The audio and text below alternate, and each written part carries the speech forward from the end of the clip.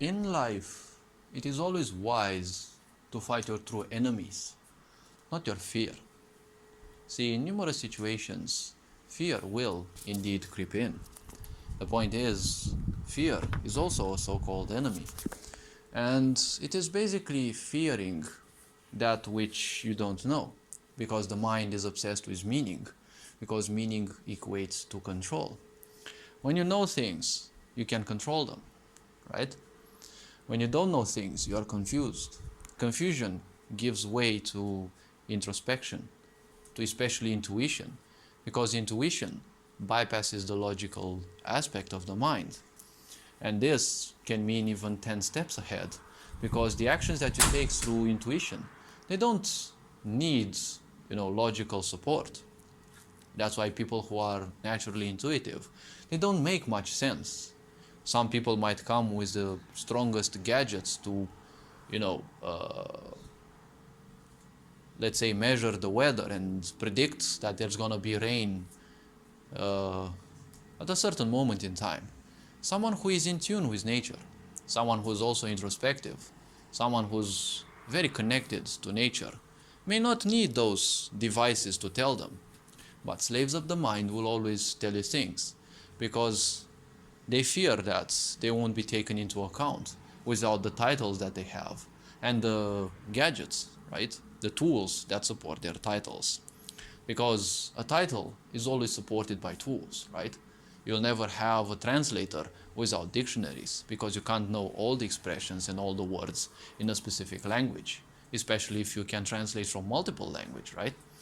You can't have an engineer without tools, and any other profession obviously uses tools. So when it comes to fighting your enemies, right? In case you are so much into this competition and separation, because when you see an enemy, there's always separation. In this world again, there is the idea of the rules of physicality. The rules of physicality are represented, as we say, by intimacy. If someone enters your private space, that is already a declaration of war, right?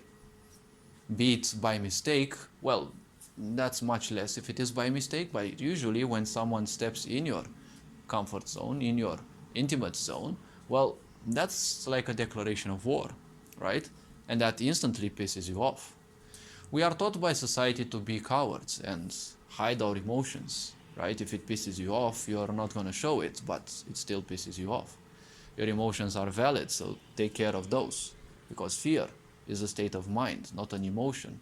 When you fight fear, you're fighting your own doubts, you're fighting yourself. That's why wise people say that you are your worst enemy.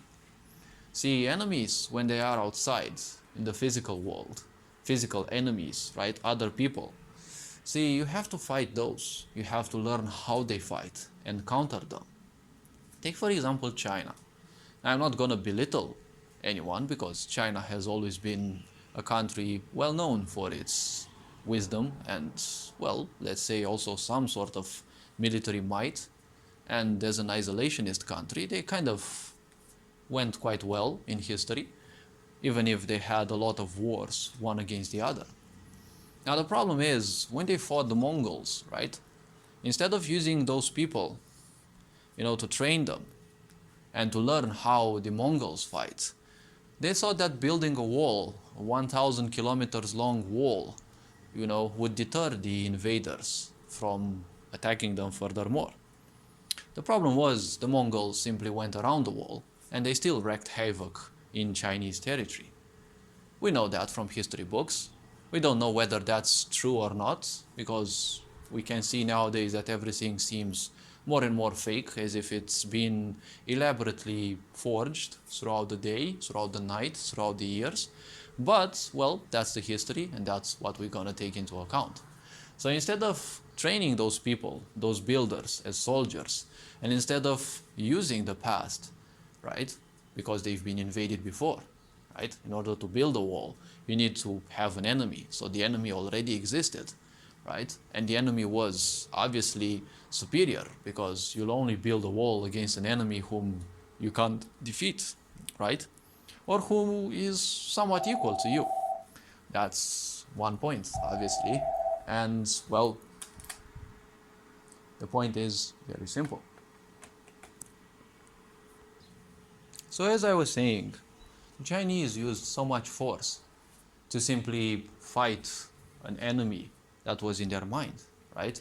They fought the fear of being invaded, not necessarily the enemy themselves, the Mongols. They could have used the time and the resources to build the wall, and the people who built the wall to train them as soldiers, and to remember the tactics that the Mongols used. Obviously, we can't judge the ancestors because they did the best that they could and to the best ability that they had. We can't simply view the past and see our ancestors as inferiors. But this is an example of how to use resources much wiser. Because instead of fighting the fear of being conquered, you can fight your enemy themselves, right? The fear of being conquered is always at home, right? It is always in your home, because that fear exists in your mind, and where you are, the fears will also be. That is the problem. A wise quote said, "It is always best to fight your enemy in the field, instead of letting them come to your home.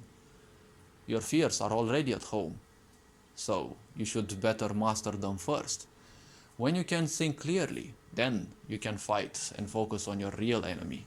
Because what you call an enemy can be a human, or can be a simple challenge in life. Because what is life without challenges, right? Don't pray for an easy life. Pray that you have the strength for a much more complex one, right? For a much more challenging one. All this being said, you are appreciated. Take care.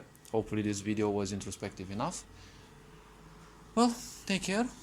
Perinjan Board signing out.